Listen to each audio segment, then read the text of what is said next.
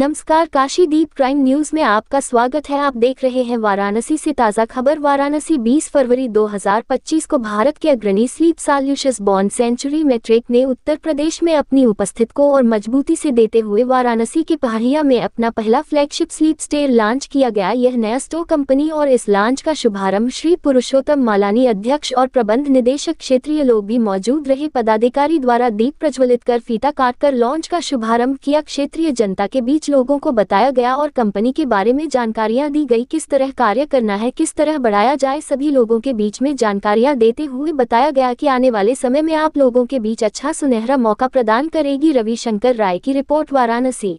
गुरु जी आप क्या करना चाहेंगे? गुरु जी आप क्या करना चाहेंगे?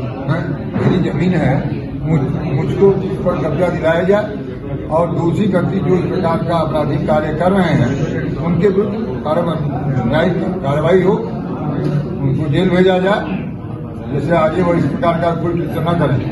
लगातार कचहरी कोर्ट दौड़ रहे हैं, कप्तान से मिले, सीबी से मिले, क्या कहने से पता जी कि जल्द से जल्द कार्रवाई हो और इनका निर्माण सर तत्काल प्रभाव से रोका जाए, क्योंकि इन्होंने आगे की 40 फीट की बाउंड्री को सर कब्जा कर लिया और हमें खतरा है कि अब ये अंदर जहां पे हम इंगित कर रहे हैं कि यही हमारी जमीन है उसको ये घेर न ले और हमें आगे फिर कानूनी प्रक्रिया में बड़ी दिक्कत होगी।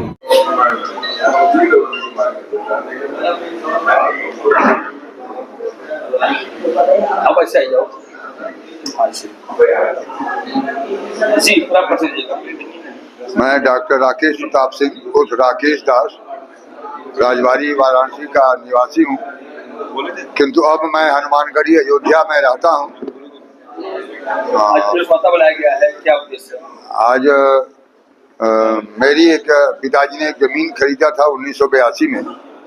वह जमीन पर अभी कुछ निर्माण हम लोग नहीं कर किए थे।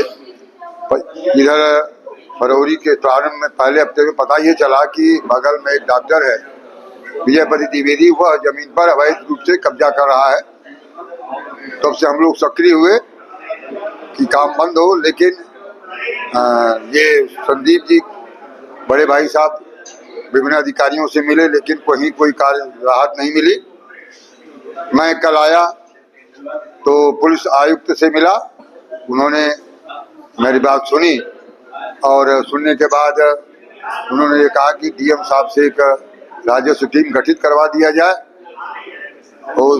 और उसके बाद आगे विधिक कार्रवाई हो, इस प्रकार का उन्होंने हमको निर्देश दिया और हमारी चिट्ठी पर मार्क किया। मैं डीएम साहब से भी कल समय ले रहा था, कल नहीं मुलाकात हुई। अब इस कार्यक्रम के बाद उससे भी जाके मिलूंगा और अपनी बात को रखूंगा। जमीन कौन कब्जा किया है? हाँ, जमीन ये डॉक्टर हैं जो बलिया में सीओ में हैं इस समय, और पता ये भी चला है कि उनके खिलाफ कई आपराधिक मुकदमे भी हैं। वो भ्रष्टाचार के करने में बहुत ही माहिर हैं, आदमी हैं। पता है, मैंने तो वहाँ पता किया कि वह पैसा बहुत कमाते हैं, घूस लेते हैं, सब कुछ करते हैं और इसीलिए वो पैसे के बल पर ये सारा काम कर रहे हैं।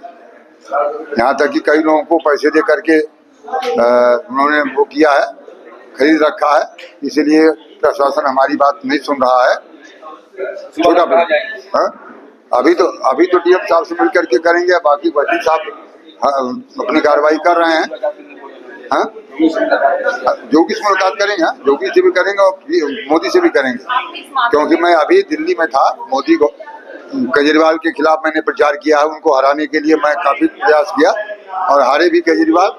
आज मुझे दिल्ली रहना था शपथ ग्रहण समारोह में, लेकिन मैं ये आवश्यक था इसलिए मैं यहाँ रुक गया, नहीं जा पाया, नहीं तो मैं दिल्ली में मुझको रहना था। इस आज क्या आपको प्रशासन पे भरोसा नहीं है? नहीं, प्रशासन भरोसा होता तो कैसे बाउंड्री खड़ी हो गई होती। अगर प्रशासन ने हमारी बात को सुना होता तो बाउंड्री खड़ी नहीं होती। वो तो जब नहीं प्रशासन सुना तो इस प्रकार का मुझे करना पड़ा। तभी आपने आपस में बात की जो आपकी जमीन पे कब्जा कर रहे हैं?